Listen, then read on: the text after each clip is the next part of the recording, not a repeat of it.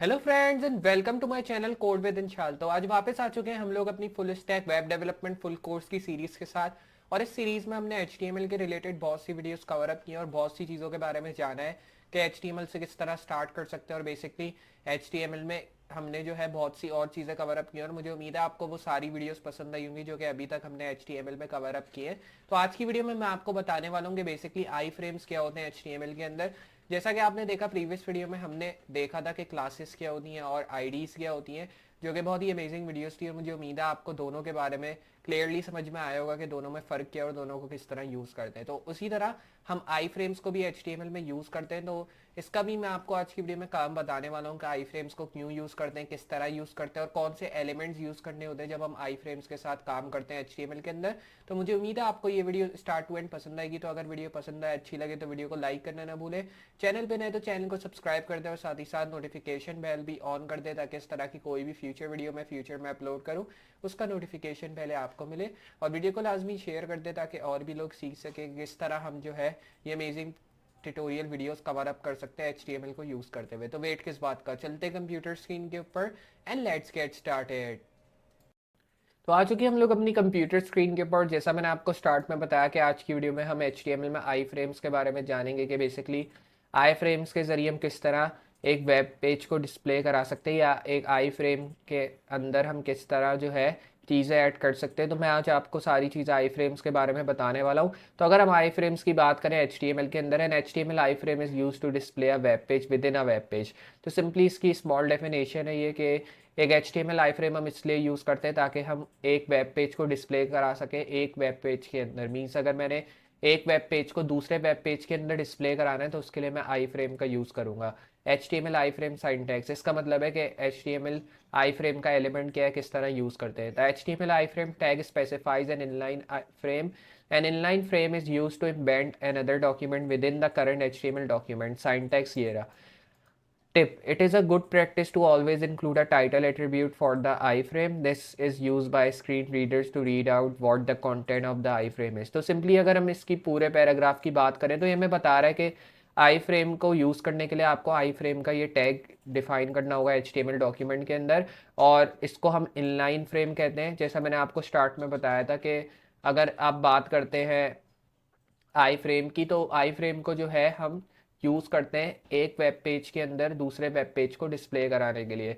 तो इसीलिए हम जो है आई फ्रेम को इनलाइन फ्रेम कहते हैं। आई जो है शॉर्ट फॉर्म है इनलाइन की, क्योंकि इनलाइन पूरा तो एक टैग में नहीं आ सकता, इसलिए हम आई फ्रेम से डिफाइन करते हैं जिसकी फुल फॉर्म है इनलाइन फ्रेम।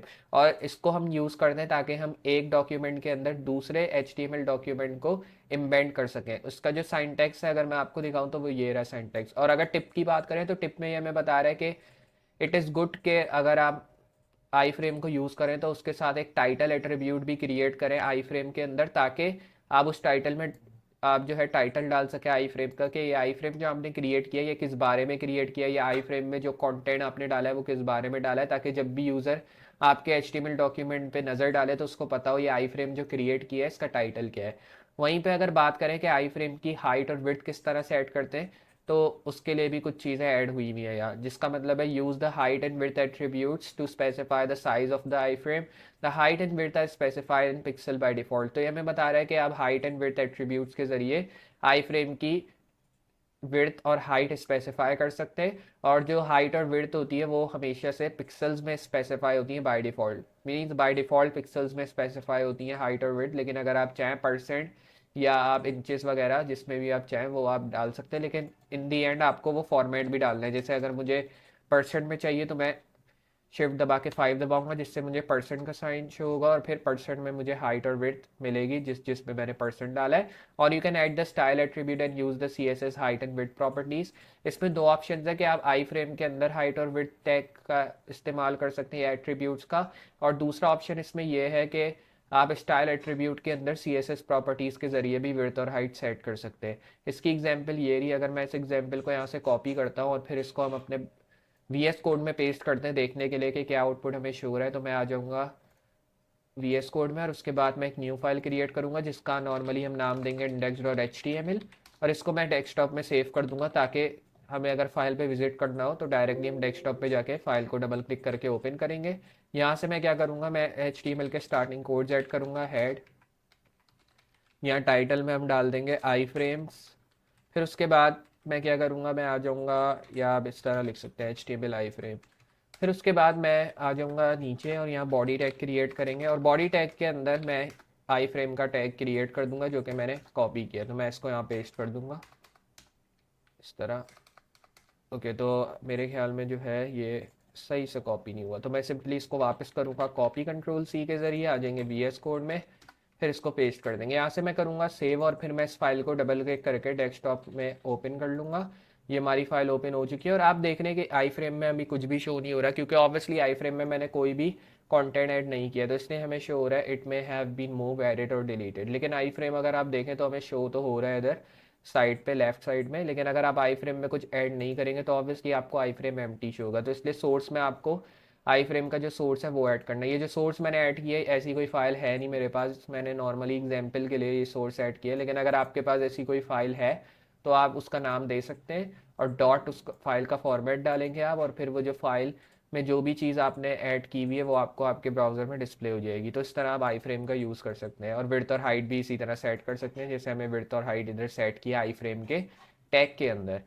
अगर हम नीचे हैं तो अगर आपको आई फ्रेम के अंदर से बॉर्डर को रिमूव करना है तो वो आप किस तरह कर सकते हैं। By default in I frame has a border around it. अगर हम देखें तो आप देख रहे हैं यहाँ पे एक आई फ्रेम में बॉर्डर आपको नजर आएगा लेफ्ट और टॉप पे।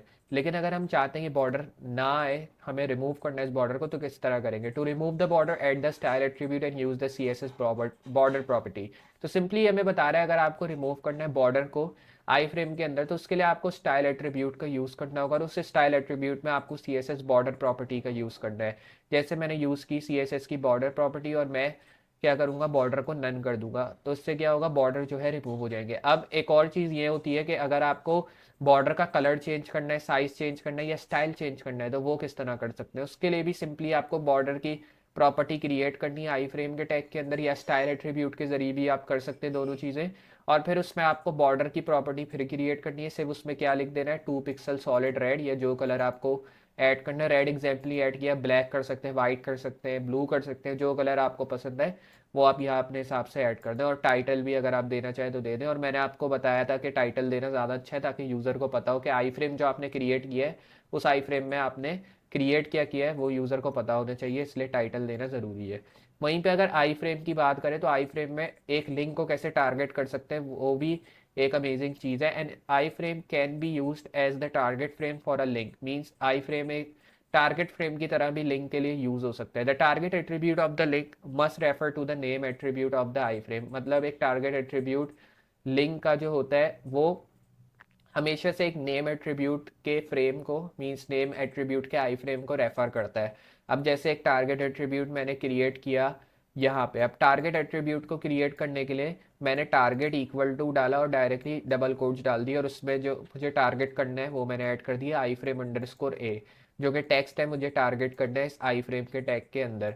तो क्या होगा, अब ये वाला जो टेक्स्ट है ये टारगेट हो जाएगा, और उसके बाद ये हमें बोल्ड शो होगा क्योंकि इस टेक्स्ट को हमने टारगेट किया, और फिर जो हमारी हेडिंग हमने ऐड की होगी वो हमें उसमें शो हो जाएगी। तो इस तरह करके आप आई फ्रेम को टारगेट के ज़रिए भी यूज़ कर सकते हैं ताकि आप एक नेम एट्रीब्यूट को रेफर कर सकें।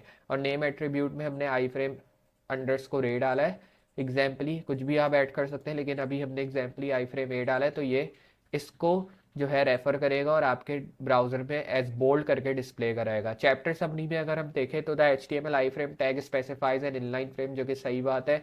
The source attribute defines the URL of the page to embed, always include a title attribute for screen readers, means हमेशा से आपको एक टाइटल एट्रीब्यूट ऐड करना चाहिए आई फ्रेम में जब भी आप यूज़ करते हैं उसको। तो मुझे उम्मीद है आपको समझ में आया होगा कि HTML में आई फ्रेम्स का किस तरह यूज़ करते हैं और क्या काम होता है आई फ्रेम्स का HTML के अंदर। तो अगर आपको आज की ये वीडियो पसंद आई और अच्छी लगे तो वीडियो को लाइक करना ना भूलें, चैनल पे नए तो चैनल को सब्सक्राइब कर दें, और साथ ही साथ नोटिफिकेशन बेल भी ऑन कर दें ताकि इस तरह की कोई भी फ्यूचर वीडियो मैं फ्यूचर में अपलोड करूँ उसका नोटिफिकेशन बेल आपको मिले। तो मैं मिलता हूँ अगली वीडियो में इसी तरह की अमेजिंग और हेल्पफुल चीज़ों के साथ, तब तक के लिए गुड बाय।